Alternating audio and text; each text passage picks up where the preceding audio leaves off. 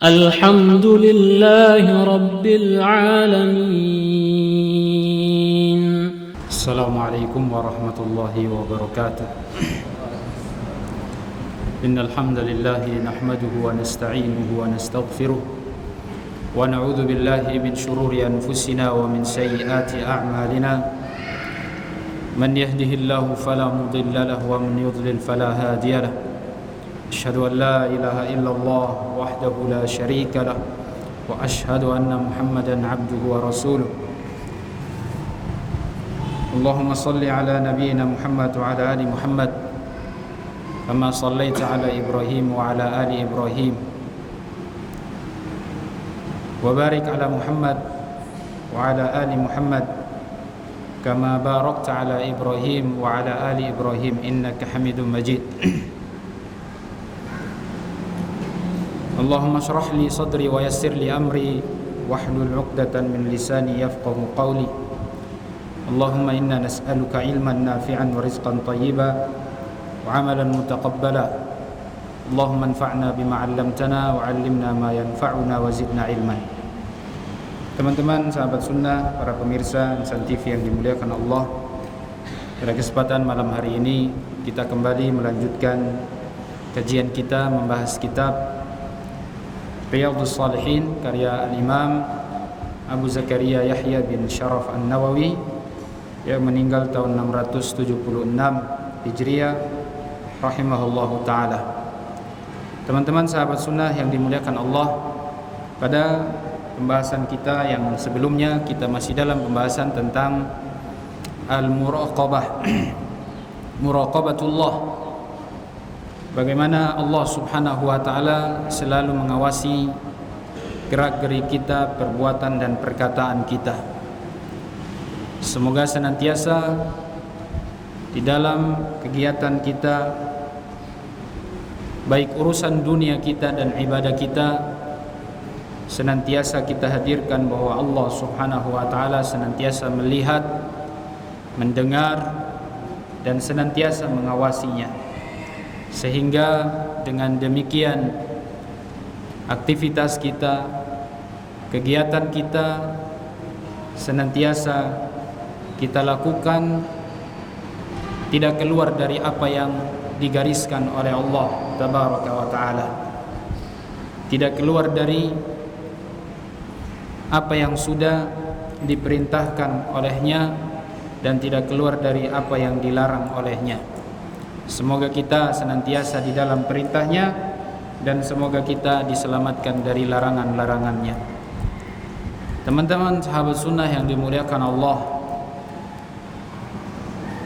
sebelum kita mulai, saya ingin bercerita sebuah cerita pendek.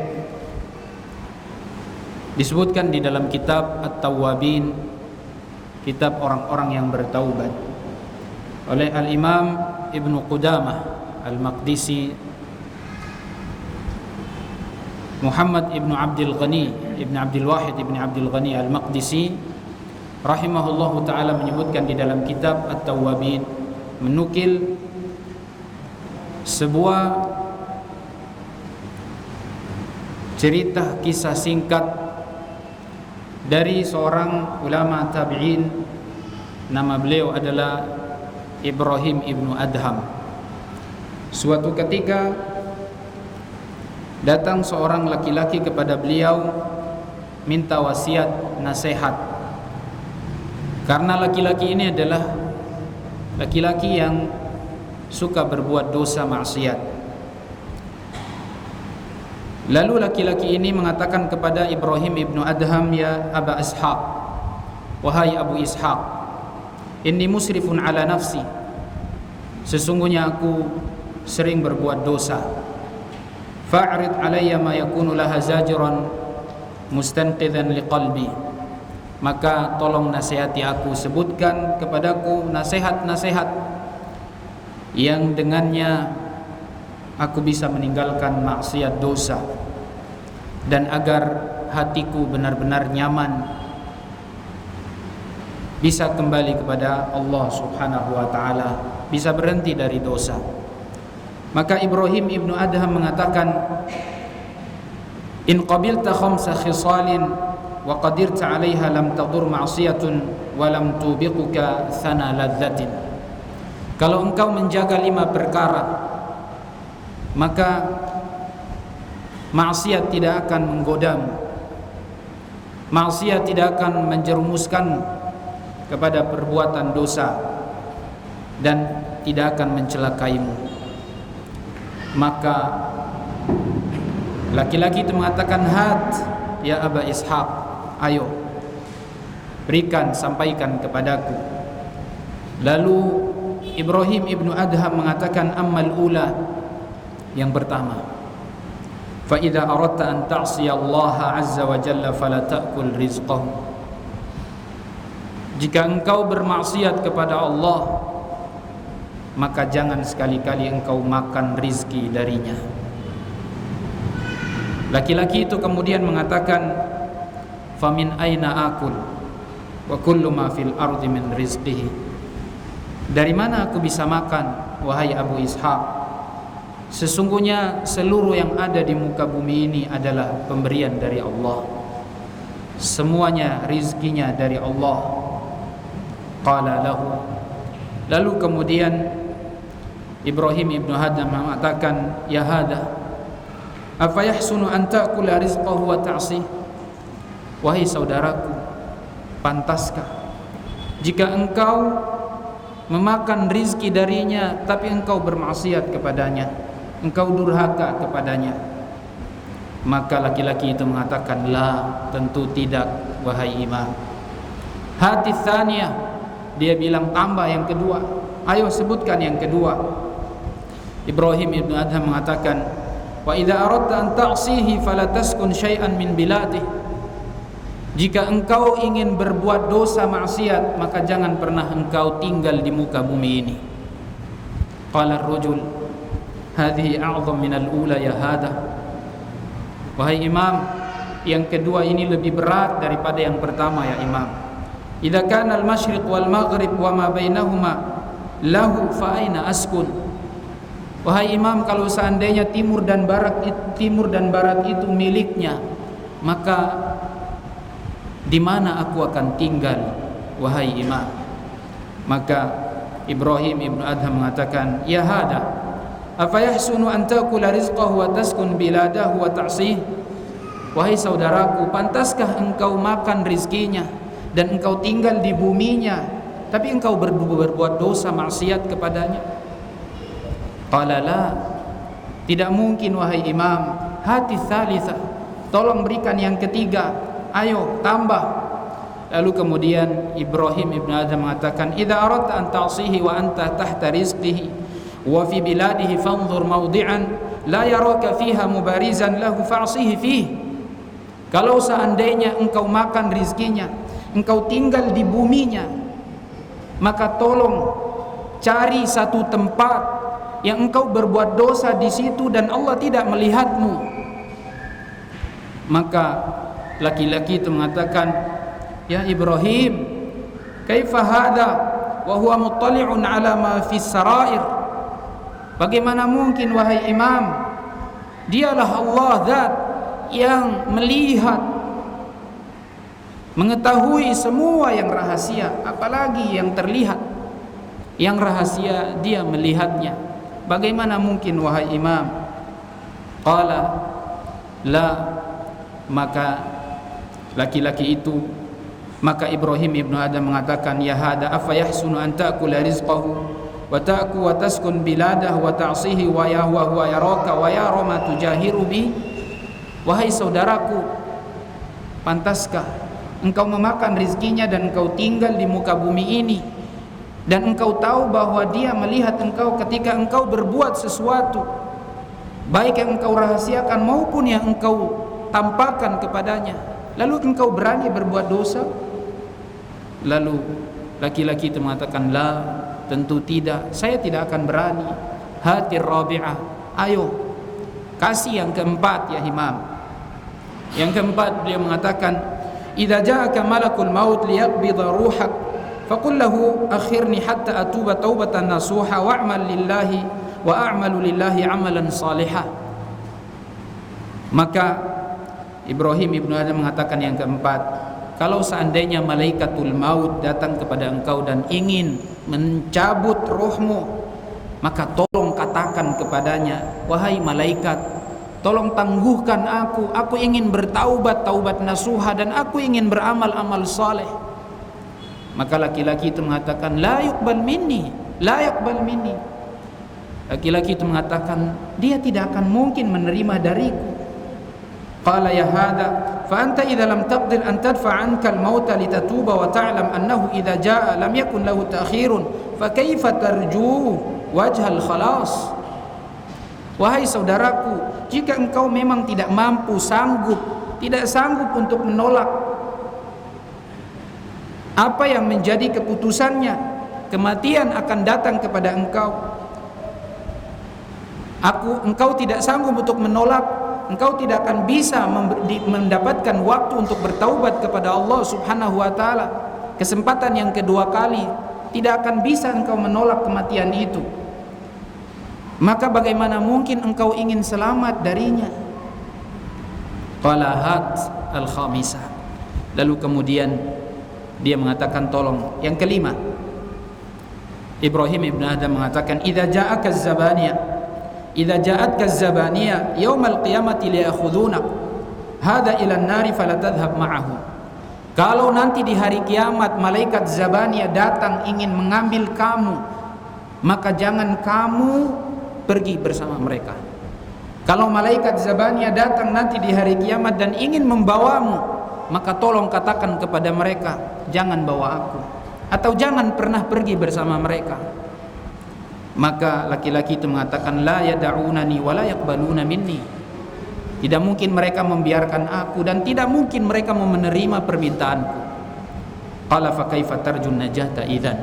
Ibrahim ibn Adam mengatakan, kalau begitu bagaimana kamu ingin selamat? Qala lahu ya Ibrahim hasbi. Lalu laki-laki itu kemudian mengatakan, cukup dan cukup wahai Ibrahim. Ana astaghfirullah wa atubu ilaih.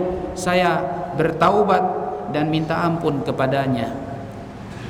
Lalu kemudian para ulama mengatakan, walazimahu fil ibadah hatta farraqal maut bainahuma. Dan akhirnya beliau berhenti dari dosa maksiat sampai kematian datang kepadanya. Nasihat yang luar biasa dari seorang imam, Ibrahim ibnu Adham rahimahullahu ta'ala.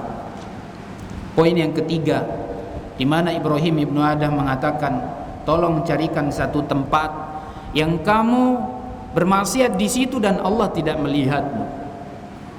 Tidak akan mungkin jawabannya. Tidak ada yang bisa bersembunyi dari Allah, karena dialah yang mengetahui segala sesuatu, baik yang tampak maupun yang tersembunyi.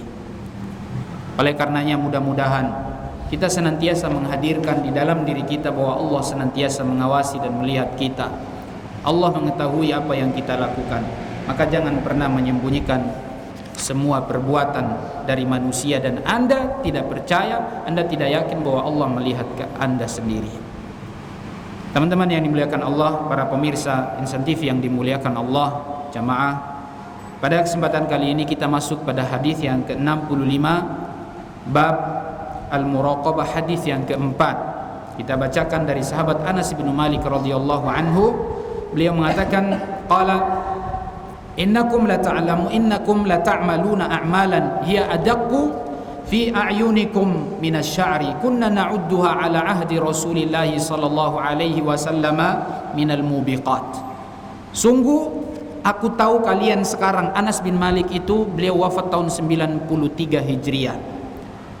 Anas bin Malik wafat tahun 93 Hijriah. Beliau ini hidup sampai masa para ulama tabi'in, sehingga beliau tahu ada amalan-amalan, perbuatan-perbuatan yang dilakukan oleh sebagian umat Islam saat itu, dan ternyata amalan tersebut adalah dosa-dosa besar yang kata beliau, sungguh kami dahulu menganggap perbuatan yang kalian lakukan itu adalah perbuatan yang membinasakan, yang mencelakakan.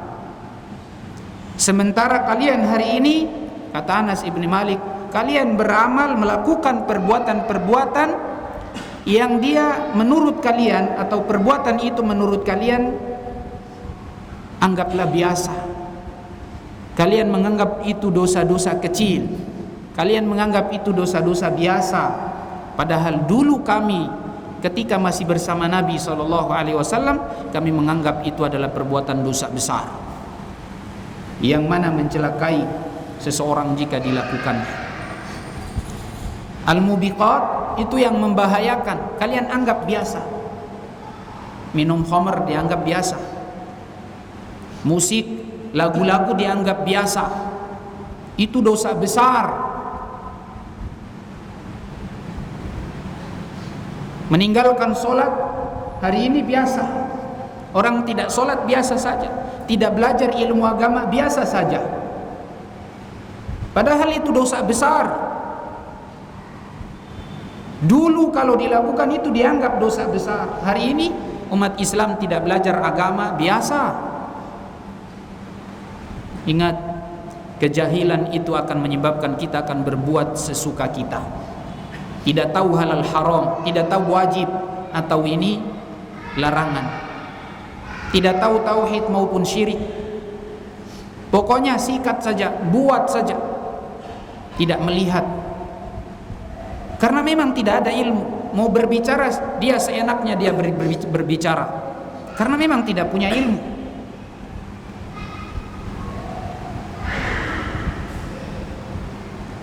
Mengeluarkan kata-kata yang sebenarnya ucapan kejahilan, ucapan-ucapan yang keluar dari hawa nafsu. Sebagian kita seperti itu.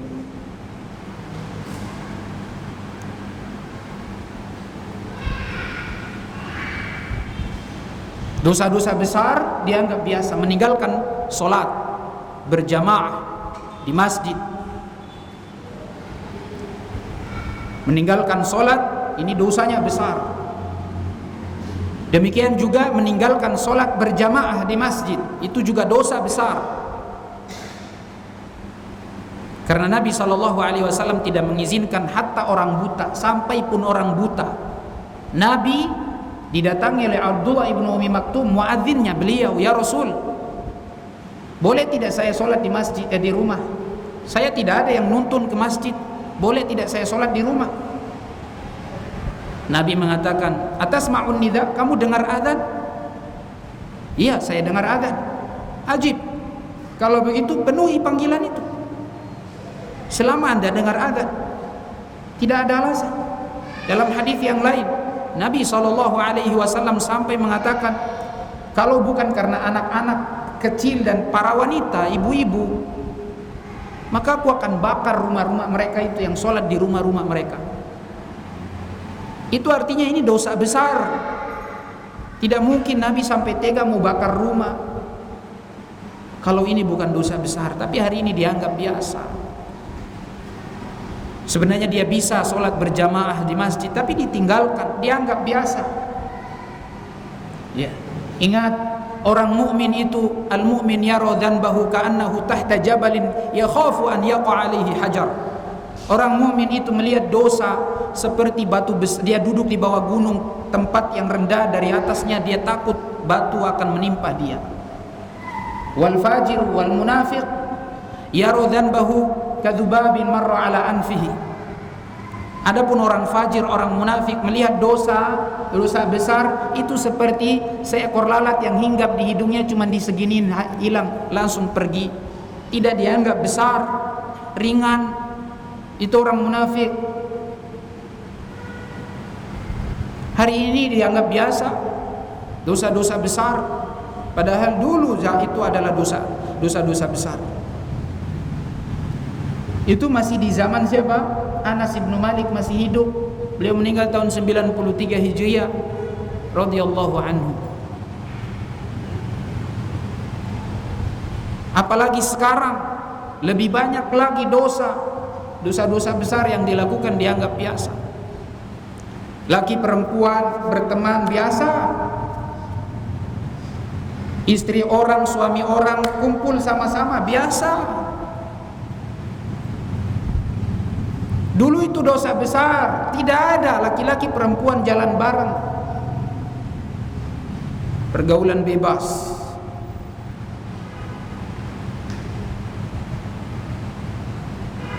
Sekarang dengan pacaran bebas, anak perempuan pergi dengan anak laki-laki biasa saja, itu adalah model stylenya sekarang. Gak gaul katanya kalau gak ada pacarnya, gak modern katanya, gak maju katanya kalau gak ada pacarnya. Itu zaman jahiliyah. Kumpul kebo, campur laki perempuan, zina, itu zaman jahiliyah. Islam datang memisahkan itu. Anda muslim atau tidak? Kalau Anda muslim ya jangan ikuti kebiasaan jahiliyah.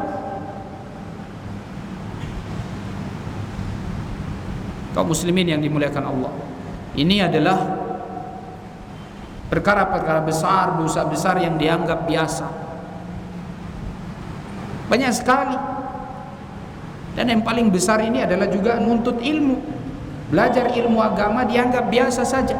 Padahal Nabi mengatakan apa? Talabul ilm faridatun ala kulli muslim. Belajar ilmu agama itu fardu ain bagi setiap muslim. Tidak ada alasan. Laki perempuan, besar kecil yang sudah balik, belajar ilmu agama harus tahu. Kok dengan mudahnya kita mengatakan, nanti kalau belajar agama apa untungnya? Ya. Subhanallah.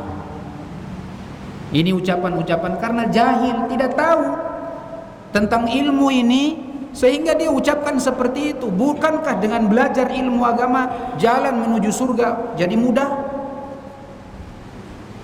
Anda mau tinggal di dunia selamanya apa mau tinggal nanti di akhirat? Kalau mau menuju akhirat cari bekal. Di antaranya dengan cara ini ilmu. Man salaka tariqan yaltamisu fihi ilman, sahhalallahu lahu bihi tariqan ilal jannah. Allah mudahkan jalan menuju surga dengan ilmu. Anda tidak berilmu, tidak akan dimudahkan.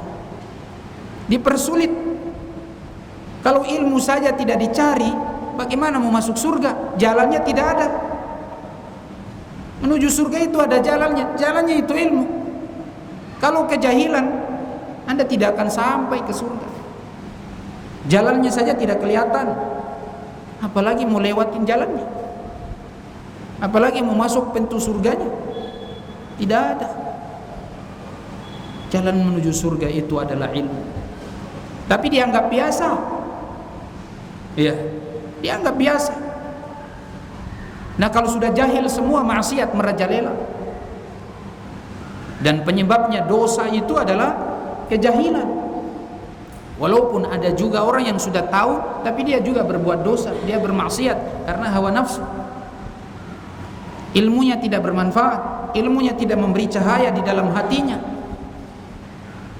Karena bisa jadi niat dia mencari ilmu itu bukan karena Allah, bukan karena mengangkat kejahilan dari dirinya, bukan karena membuat dia semakin dekat kepada Allah Subhanahu wa taala.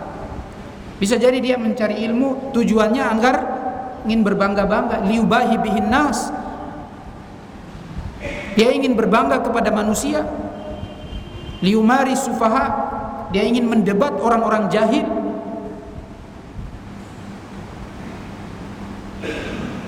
Kalau itu niatnya tidak akan bermanfaat nanti.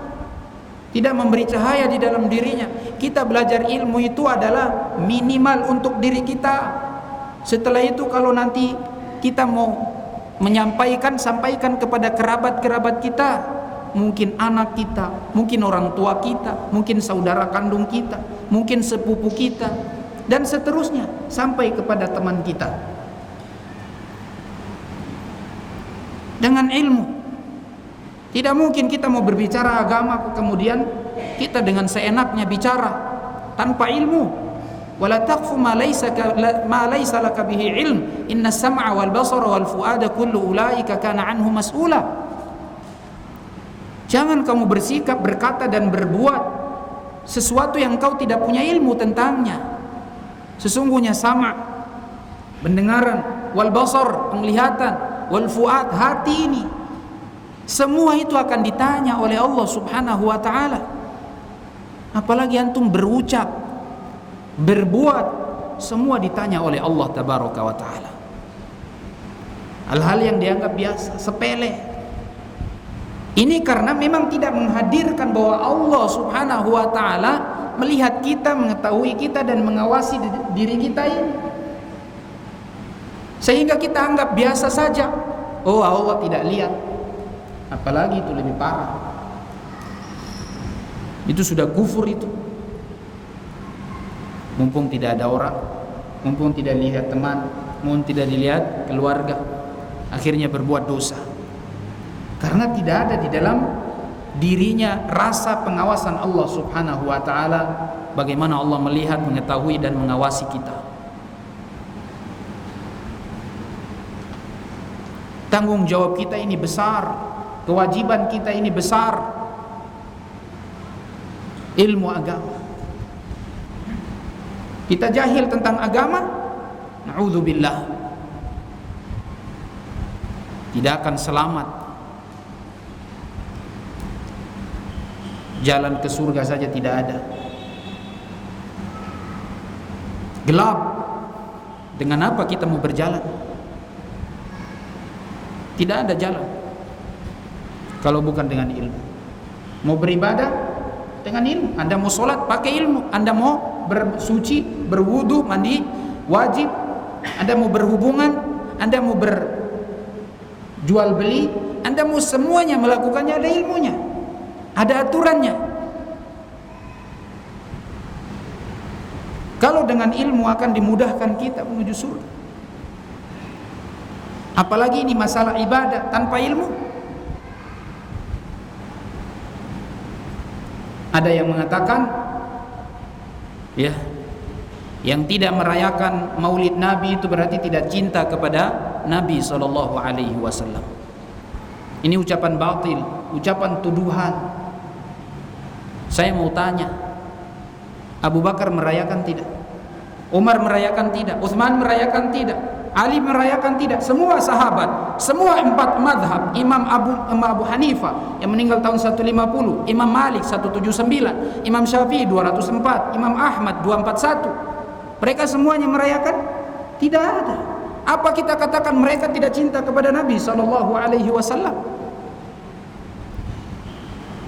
Apa kita akan katakan mereka tidak cinta? Bahwa cinta kalian lebih hebat, cinta kalian lebih tinggi daripada Abu Bakar, Umar, Utsman, Ali, dan seluruh sahabat? Tidak mungkin. Kalau seandainya itu amalan besar di dalam Islam, kenapa tidak diamalkan oleh 4 sahabat yang mulia ini? Mereka menjadi khalifah. Kenapa tidak dirayakan besar-besaran? Subhanallah. Kita ini adalah umatnya Rasulullah. Kalau kita benar-benar cinta kepada Rasul, caranya adalah mengikuti beliau. Apa sunnahnya? Itu bukti cinta kita kepada beliau. Para sahabat Abu Bakar, Umar, Utsman, dan Ali, dan seluruh sahabat, mereka adalah manusia yang cintanya melebihi kita. Tidak ada apa-apanya kita ini. Sholat 5 waktu saja tidak becus, terlambat. Sholat sunnah mana? Puasa sunnah mana? Mana sedekah kita? Kok Anda mengatakan bahwa Anda lebih cinta kepada Rasulullah daripada yang tidak merayakannya? Mereka yang tidak merayakan para sahabat, apakah mereka tidak cinta kepada Nabi SAW? Ya akhi, saudaraku yang saya cintai karena Allah, mari kita kembali kepada apa yang diajarkan Nabi SAW. Ittabi'u wa la tabtadi'u faqad kufitu. Abdullah bin Mas'ud mengatakan, ikuti yang ada. Sudah cukup dengan ada yang dari sunnah Nabi SAW. Jangan buat yang bid'ah. Yang sunnah malah dibilang ini kebatilan. Yang sunnah dibilang kesesatan. Anda yang berbuat sesuatu yang tidak ada dalilnya. Siapa bilang kita yang tidak merayakan Maulid Nabi itu adalah membenci Maulid Nabi? Maulid Nabi itu hari kelahiran Nabi. Maulid Nabi itu adalah kelahiran Nabi. Siapa yang tidak suka dengan kelahiran Nabi? Siapa yang menentang kelahiran Nabi? Menentang kelahiran Nabi kafir dia. Keluar dari Islam. Tidak ada yang menentang kelahiran Nabi. Semua harus cinta kepada Nabi, menerima Nabi, harus beriman dengan keadaannya, dengan kehadiran beliau sallallahu alaihi wasallam. Yang tidak beriman dengannya kafir. Yang tidak boleh itu adalah al-ihtifalu bi maulidin Nabi, merayakan maulid Nabi. Itu yang tidak boleh. Itu yang tidak boleh. Kalau Anda mengatakan cinta kepada Nabi dengan merayakan seperti itu, maka sekali lagi saya katakan Umar, Ali, Utsman, Abu Bakar itu tidak cinta kepada Nabi karena mereka tidak merayakannya. Mereka adalah manusia yang paling cinta.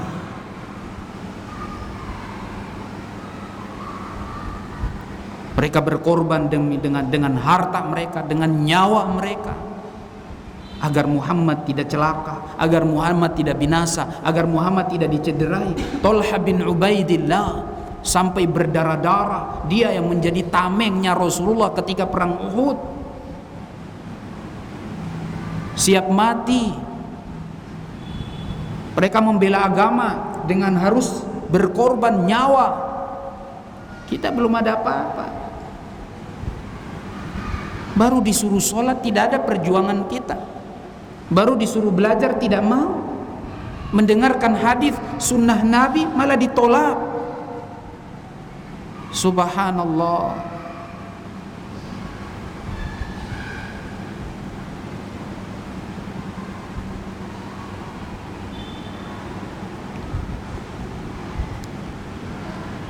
Mudah-mudahan kita dianugerahkan cinta yang benar. Semua kita umat Islam, kita dianugerahkan untuk cinta kepada Nabi SAW dengan benar. Kalau kita tidak kembali kepada sunnah Nabi, lalu kepada siapa kita mau kembali? Kalau kita tidak kembali kepada ajaran Nabi, kepada siapa kita mau kembali? Jangan Anda tabrakan dengan ini perkataan kiai, ini perkataan siapalah fulan gitu. Ya akhi, Imam Malik mengatakan kullun yukhadhu min qawlihi wa yuraddu illa sahibi hadzal qabr. Semua boleh diterima perkataan, boleh juga ditolak, kecuali Nabi SAW yang murni tidak akan bisa ditolak perkataannya.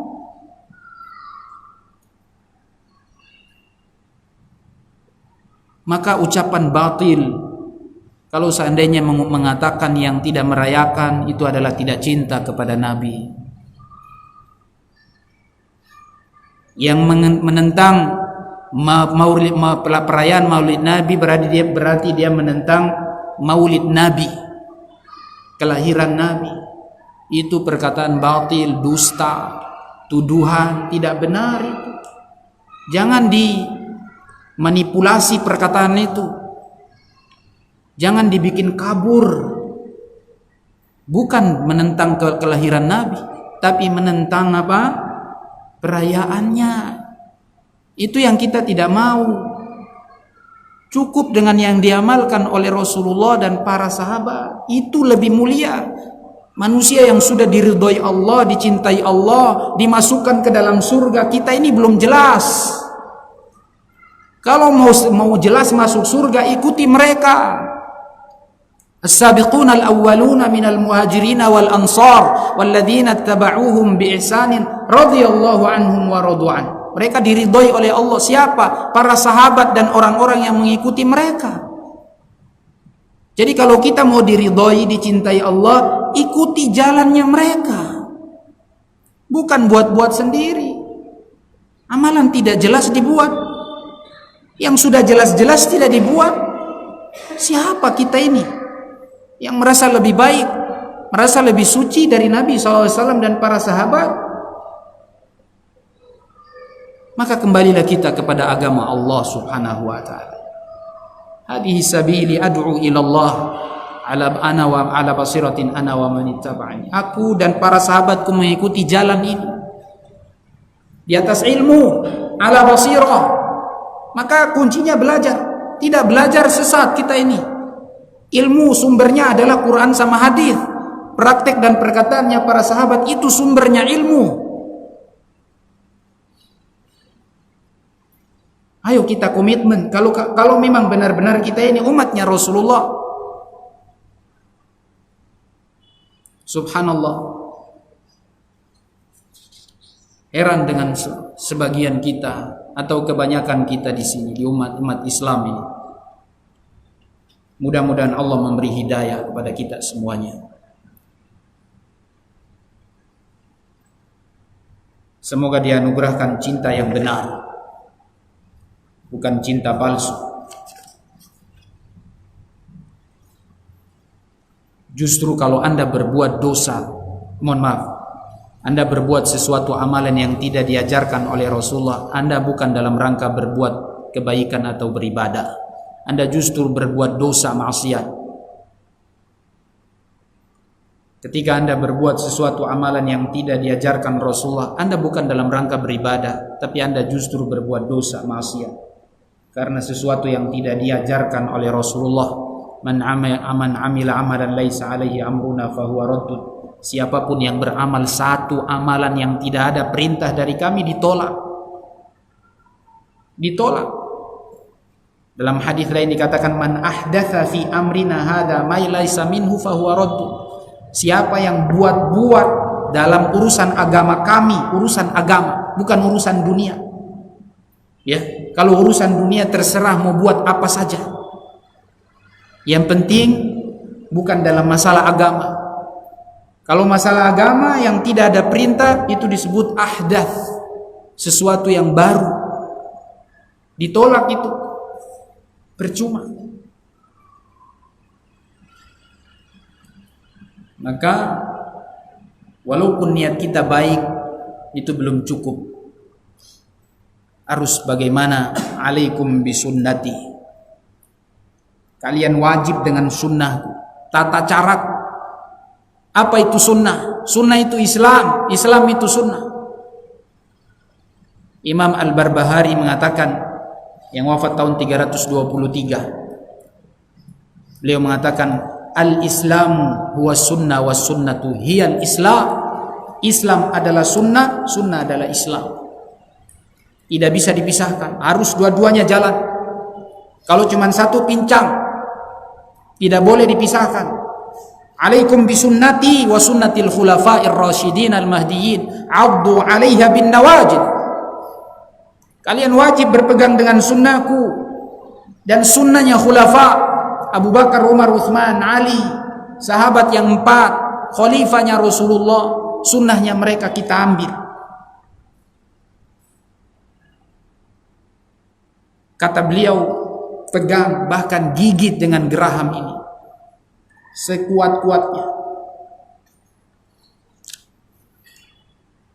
Hadis berikutnya, ya, mudah-mudahan kita tidak menganggap remeh sesuatu yang dulu dianggap besar, dianggap dosa besar. Banyak contohnya, ya. Yang paling mendasar itu adalah ilmu ini. Belajar ilmu agama dianggap biasa, ya, biasa, bukan kewajiban. Ibadahnya tidak tahu, akhlaknya tidak tahu, halal haram hukum tidak tahu, dianggap biasa. Kalau orang-orang Nasrani itu dikatakan sesat karena mereka tidak belajar, tidak punya ilmu. Ghairil maghdubi alaihim waladdallin. Ya Allah, ihdinas siratal mustaqim, siratal ladzina an'amta alaihim. Berikan kami petunjuk jalan yang lurus, jalannya orang-orang yang Engkau beri nikmat kepada mereka. Siapa mereka? Al-anbiya, para nabi, orang-orang soleh, orang siddiqun, orang soleh, ya, orang-orang siddiqun ini adalah orang-orang mulia. Ghairil maghdubi alaihim waladdallin, bukan jalannya orang-orang yang Engkau murkai, yang Engkau sesatkan. Jalan orang-orang yang Engkau sesatkan itu adalah orang-orang Nasara, karena mereka diberi kitab tapi tidak belajar. Mereka mengamalkan di atas kejahilan. Akhirnya mereka dikatakan sesat oleh Allah Subhanahu wa taala.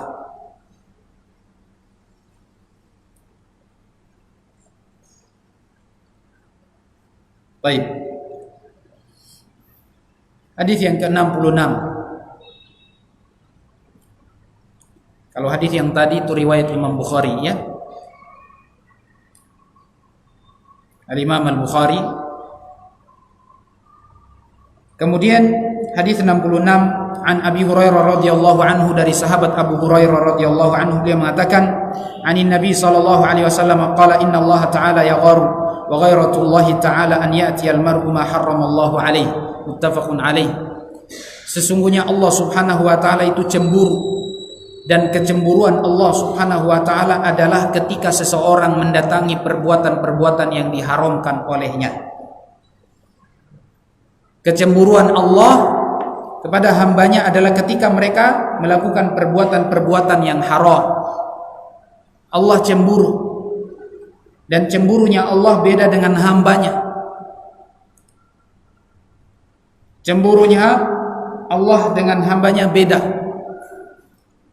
Cemburunya Allah Subhanahu wa taala adalah ketika ada orang berbuat dosa, maksiat, itu Allah cemburu. Artinya apa? Allah tidak suka, Allah marah ketika manusia berbuat dosa. Dosa ini, maksiat ini banyak.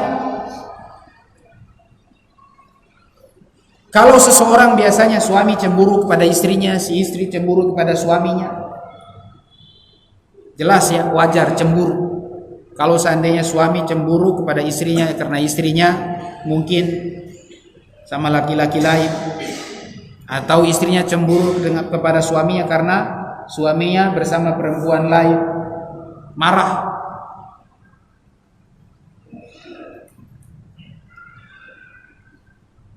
Hanya sebatas itu saja kita cemburu karena masalah cinta.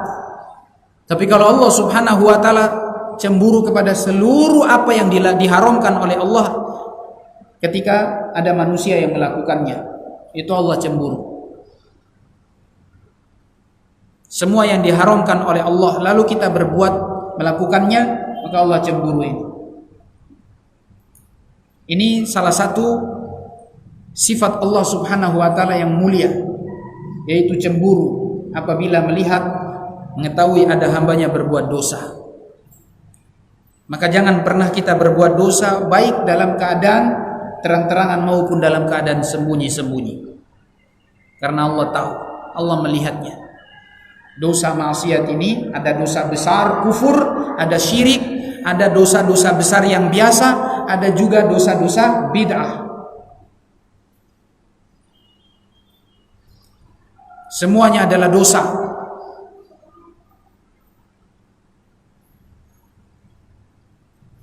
Hadis ini diriwayatkan oleh Imam Bukhari dan Imam Muslim. Mudah-mudahan Allah Subhanahu wa taala senantiasa menjaga kita, melindungi kita, dan menunjukkan kepada kita jalan yang benar, jalan yang diridhai olehnya.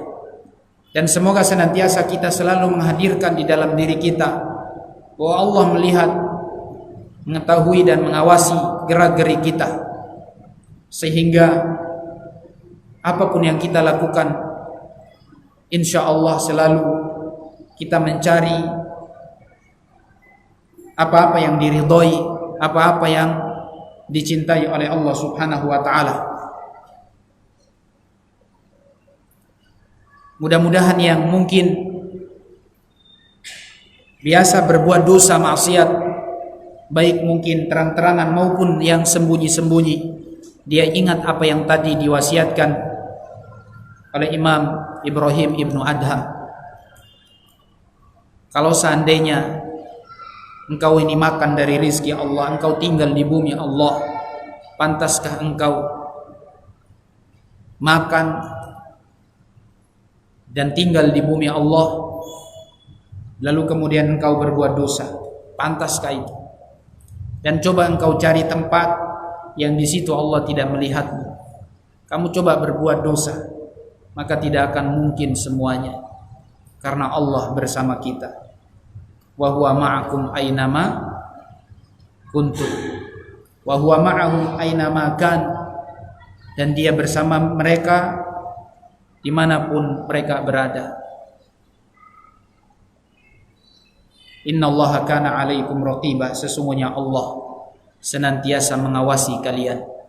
Maka hadirkanlah itu, mudah-mudahan kita mati dalam keadaan husnul khatimah. Dan ingat, kalau seandainya ada dosa yang dia dirahasiakan dan selalu kita rutinkan berbuat dosa itu, bisa jadi Allah Subhanahu wa taala menutup hidup kita dengan dosa itu. Walaupun kita menampakkan kebaikan, kalau seandainya kita menyembunyikan dosa, tidak dilihat manusia, tapi pasti Allah melihat kita. Kalau kita menyembunyikan dosa dan rutin kita lakukan itu, maka saya khawatir Allah Subhanahu wa taala menutup hidup kita dengan dosa itu. Dan ini bisa dikatakan apa? Innar rajul la ya'malu bi'amali ahli jannah. Ada orang yang beramal amal ahli surga. Falaisa bainahu wa bainaha illa dhira'.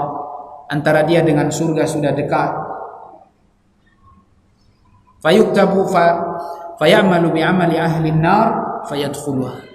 Lalu kemudian sudah menjadi takdir Allah, dia berbuat satu perbuatan dosa yang itu adalah merupakan perbuatan orang-orang ahli neraka, lalu kemudian Allah tutup hidupnya dengan perbuatan itu. Na'udzubillahi min dzalik. Maka khawatirlah kita dengan hadis ini, jangan sampai itu terjadi di dalam diri kita. Mudah-mudahan bermanfaat, lebih dan kurangnya mohon maaf. Kita tutup dengan doa kafaratul majlis. Subhanakallahumma wa bihamdik, asyhadu an la ilaha illa anta, astaghfiruka wa atubu ilaik. Assalamualaikum warahmatullahi wabarakatuh. Dan nanti kita akan lanjutkan tanya jawab setelah sholat isya dan para